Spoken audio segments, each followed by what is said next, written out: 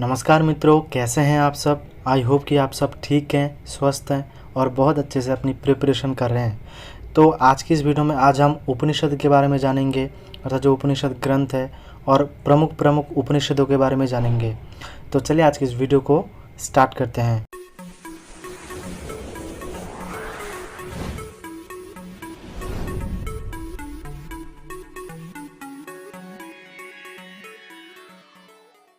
तो सबसे पहले जो उपनिषद शब्द है वह उप और नि शब्द से बना है और जो धातु है इसमें वह है सद धातु और की प्रत्यय करने पर जो उपनिषद शब्द है वो बनता है। इसमें है उप और नि जो है वो उपसर्ग, सद धातु और की प्रत्यय से उपनिषद शब्द बनता है।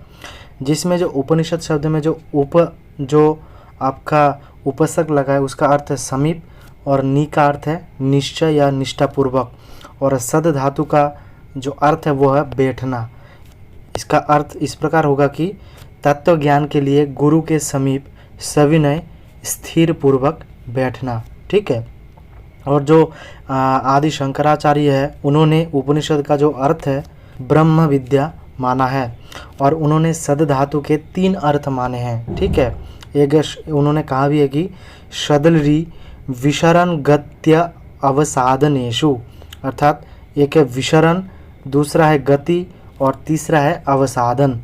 विशरण का अर्थ है नाश होना, जिसमें संसार की मूलभूत अविद्या का नाश होता है, उसे हम उपनिषद कहते हैं। दूसरा है गति, अर्थात पाना या जानना, अर्थात जिससे ब्रह्म की प्राप्ति होती है या फिर उसका ज्ञान होता है, उसे हम उपनिषद कहेंगे।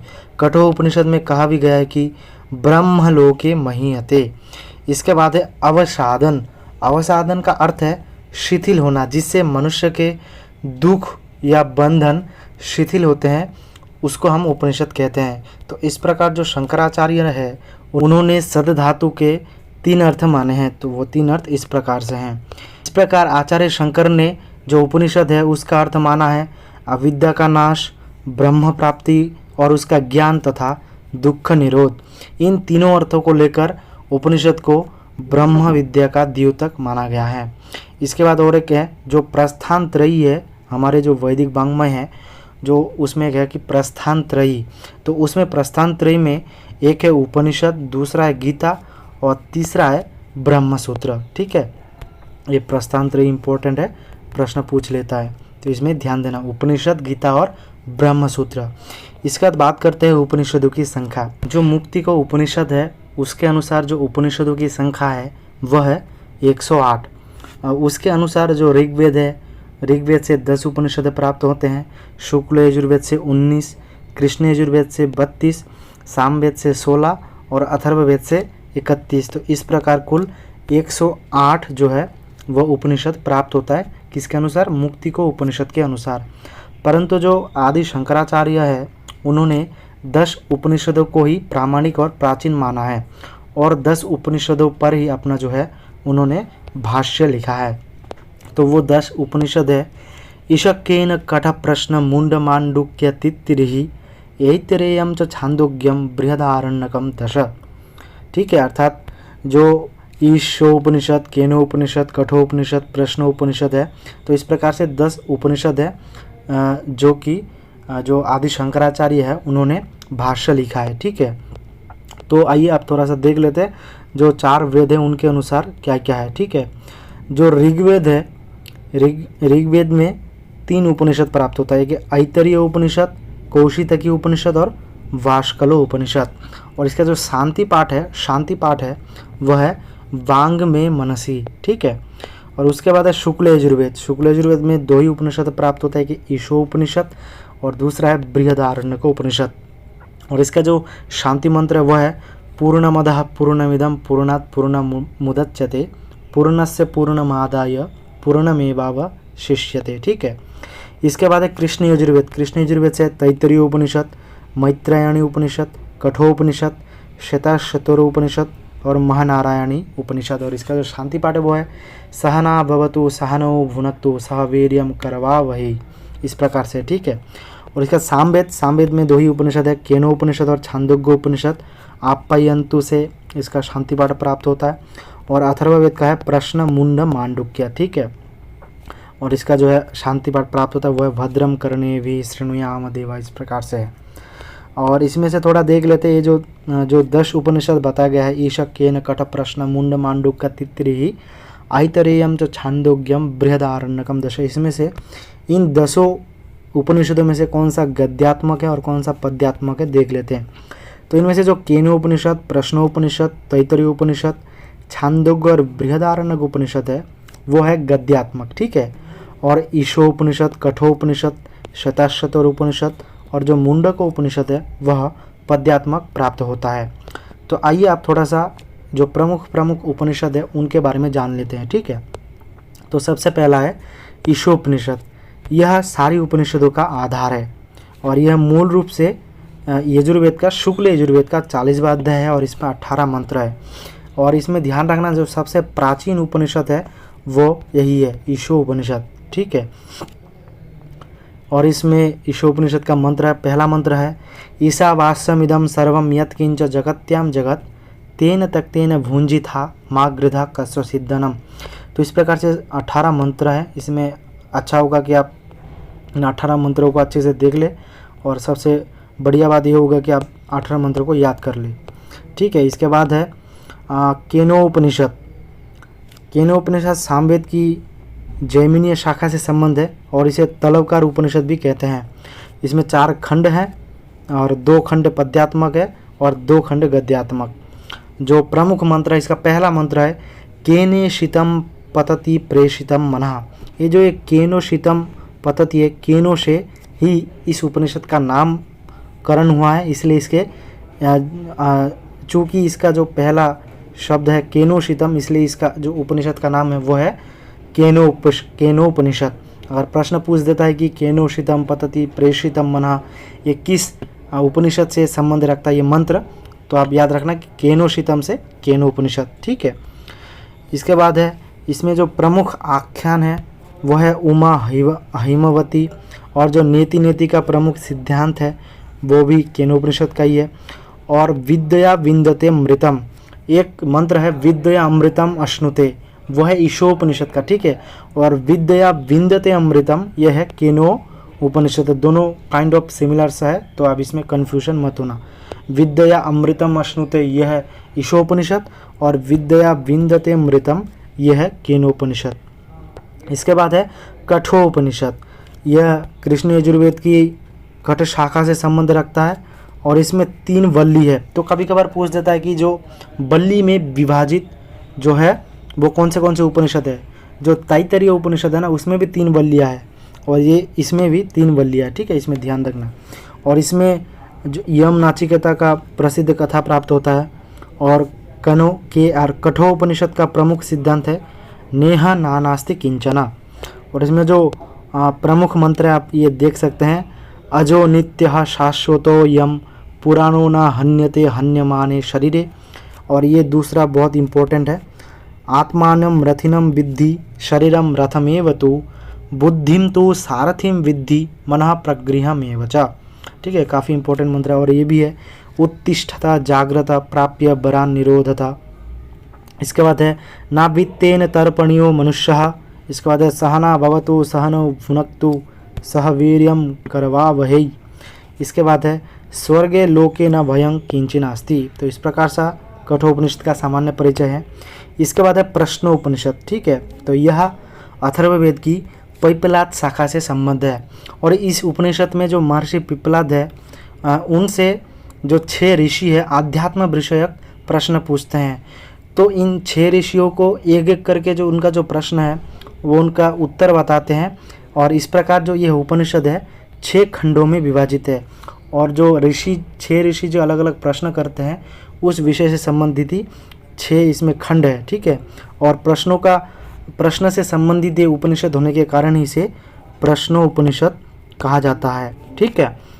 और इसमें जो प्रमुख मंत्र है वो है परम च ब्रह्म यदुंकारः और पुण्येन पुण्यम लोकम नयति पापेन पापम मुभाभ्यम एव मनुष्यलोकम। और उसके बाद है प्राणे सर्वम प्रतिष्ठितम। तो इस प्रकार से जो प्रश्नोपनिषद है वो इसके मंत्र है प्रमुख प्रमुख। इसका बाद मुंडक उपनिषद, ये सबसे इम्पोर्टेंट है क्योंकि ये ग्रेजुएशन में भी लगा हुआ रहता है, ठीक है। यह अथर्वेदीय उपनिषद है। यह मुंडियों अर्थात सन्यासियों के द्वारा विरचित हुई है। इसमें 3 मुंडक है और प्रत्येक मुंडक 2-2 खंडों में विभक्त है। इस उपनिषद में ब्रह्मा ने अपने ज्येष्ठ पुत्र अथर्वा अर्थात अथर्वन को क्या है, ब्रह्म विद्या का उपदेश देते हैं। ये पूछा जा सकता है कि जो मुंडक उपनिषद है उसमें किसको उपदेश दिया जाता है, तो वो है ब्रह्मा ने अपने ज्येष्ठ पुत्र अथर्वा या अथर्वन को ब्रह्म विद्या का उपदेश देते हैं। और इसमें जो प्रमुख संदर्भ है वो है एक है परा और अपरा विद्या का कॉन्सेप्ट। और इसमें यह पूछता है, और ये इसमें से पिछले बार भी प्रश्न पूछा था कि वेदांग का सर्वप्रथम वर्णन जो है वो मुंडक उपनिषद में ही प्राप्त होता है, जब परा और अपरा विद्या का उसमें वो नाम बताता है, ठीक है। तत्र इसमें शायद दिया हूँ मैं, अगर आप देख पाएंगे, नहीं दिया हुआ है, ठीक है। तो एक बार देख लेना, परा और अपरा विद्या में ही जो वेदांग है उसमें वेदांग का सर्वप्रथम नाम उल्लेख हमें प्राप्त होता है, ठीक है। ये काफ़ी इंपॉर्टेंट प्रश्न है, पिछले बार भी पूछा गया था। इसके बाद जीवन का लक्ष्य ब्रह्म है, ठीक है। इसके बाद इसमें प्रणव ओम को धनुष बनाओ, जीवात्मा को बाण और ब्रह्म को लक्ष्य, इस प्रकार से जीवन का लक्ष्य से ब्रह्म है, इस प्रकार बताया गया है, ठीक है। इसमें मंत्र भी देख सकते हैं, प्रणवो धनु शरो ही आत्मा ब्रह्म तद लक्ष्यम उच्यते अप्रमत्तेन वेधव्यम शरवत् तन्मनो भवेत्। तो इस प्रकार से जीवन का लक्ष्य ब्रह्म बताया गया है और सत्य की विजय होती है। और इसके बाद त्रैतवाद का भी वर्णन प्राप्त होता है, द्वा सुपर्णा सयुजा सखाया, ठीक है। इसकी ऐसा मंत्र है वही। और वेदांत शब्द का भी सर्वप्रथम प्रयोग इस उपनिषद में प्राप्त होता है। तो इस उपनिषद में वेदांत और जो वेदांग है उसका सर्वप्रथम नाम हमें उल्लेख प्राप्त होता है, ठीक है। जो वेदांत शब्द का सर्वप्रथम प्रयोग इस वाक्य के द्वारा होता है, वेदांत विज्ञान सुनिश्चितार्थ, ऐसा करके मंत्र है वो। इस प्रकार से वेदांत जो शब्द है उसका सर्वप्रथम नाम उल्लेख हमें प्राप्त होता है। इसका जो प्रमुख मंत्र है वो है ओमित्येवं ध्यायथ आत्मानम। इसके बाद है द्वा सुपर्णा सयुजा सखाया समानम वृक्षम परिशस्व जाते। उसके बाद है सत्यमेव जयते, जो लिखा हुआ रहता है सत्यमेव जयते, ये भी मुंडक उपनिषद से ही है। उसके बाद जो मकड़ा का प्रमुख उदाहरण मिलता है, यथोर्ननाभि सृजते गुह्यते च यथा पृथिव्याम औषधः संभवन्ति यथा सतः पुरुषात् केशलोमानि तथा अक्षरात् संभवति यह विश्वम, ठीक है। इस प्रकार से अर्थात जैसे मकड़ी खुद ही जाल बनती है और उसको उसी में समेट हो जाती है, इसी प्रकार जो ये जो विश्व है और पृथ्वी मतलब ब्रह्म है, ब्रह्म ने इस पृथ्वी को बनाया और पृथ्वी से विभिन्न औषधियों का जो है उत्पत्ति होती है। उसके बाद है मांडुक्य उपनिषद। तो मांडुक्य उपनिषद अथर्ववेद से ही संबंध रखता है और यह लघुकाय उपनिषद है जिसमें 11 गद्यात्मक मंत्र या वाक्य है। इसमें ओंकार की महत्ता वर्णित है, सर्वम ओंकार एव, और ओम के अतिरिक्त इसमें और कुछ नहीं है। इसमें कहा गया है अयम आत्मा ब्रह्म है सो अयम आत्मा चतुष्पाद, ठीक है। अर्थात ये आत्मा ही ब्रह्म है जिसके 4 पाद है, इस प्रकार से कहा गया है। इसके बाद है तैत्तिरीय उपनिषद, जो कृष्ण यजुर्वेद की प्रमुख शाखा है उसका वो है, और ये 3 प्रपाठकों में विभाजित है। और इसमें 3 प्रपाठकों के स्थान पर 3 वल्लियाँ अर्थात अध्याय हैं। एक है शिक्षावल्ली, दूसरा है ब्रह्मानंद वल्ली और तीसरा है भृगुवल्ली।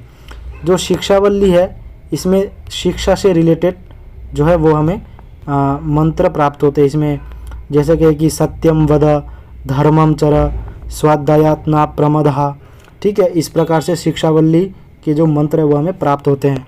इसके बाद है ब्रह्मानंद वल्ली, इसमें अन्न प्राण मन विज्ञान, ठीक है, आनंदमय, इन 5 कोशों का वर्णन प्राप्त होता है, इस प्रकार से है। और जो भृगुवल्ली है इसमें भी जो इसमें अपने पिता वरुण से भृगु की ज्ञान प्राप्ति के आख्यान के क्रम में ब्रह्म की जिज्ञासा का वर्णन है। इसमें भी 5 कोशों का वर्णन, अन्न का स्वरूप, अन्न का विराट रूप। अब तो 3rd ईयर में शायद भृगुवल्ली का लगा हुआ था, अच्छे से पढ़ना, ठीक है।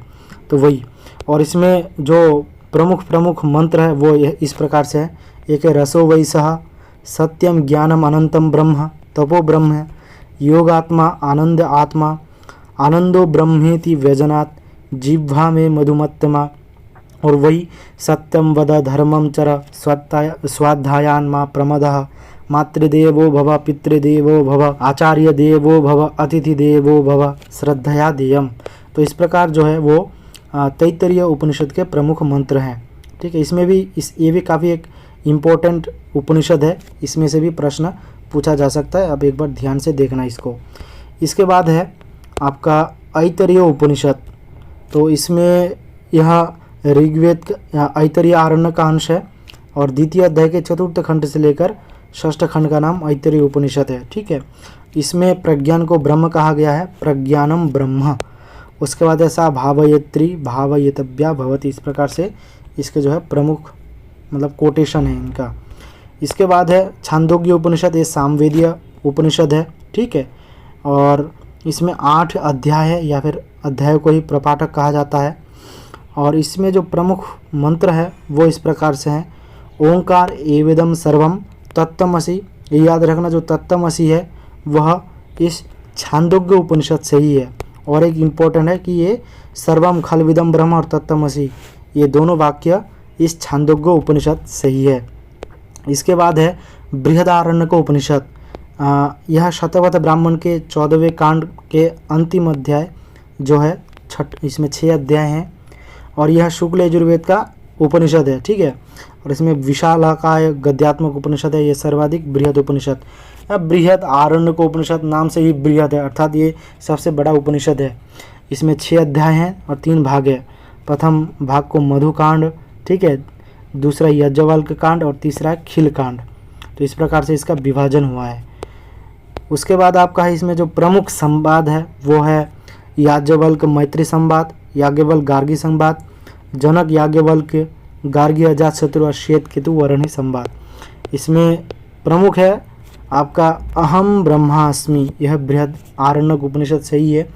उसके बाद असतो मां सदगमय, तमसो मां ज्योतिर्गमय, मृत्युर्मां मृतम गमय, ये भी प्रमुख मंत्र आपका बृहद आरण्यक में ही प्राप्त होता है। इसके बाद है आपका आत्मावारे द्रष्टव्य श्रोतव्यो मंतव्यो निदिध्यासितव्य। उसके बाद है आपका कर्मणा पितृलोके विद्या देवलोकः सृजते सही कर्ता, ओम पूर्णमदः पूर्णमिदं पूर्णात् पूर्णमुदच्यते पूर्णस्य पूर्णमादाय पूर्णमेवावशिष्यते। इस प्रकार से जो प्रमुख मंत्र है वो प्राप्त होता है। ये भी काफ़ी एक महत्वपूर्ण एक आपका उपनिषद है, इसमें से भी प्रश्न पूछा जा सकता है। ठीक है, इसके बाद है आपका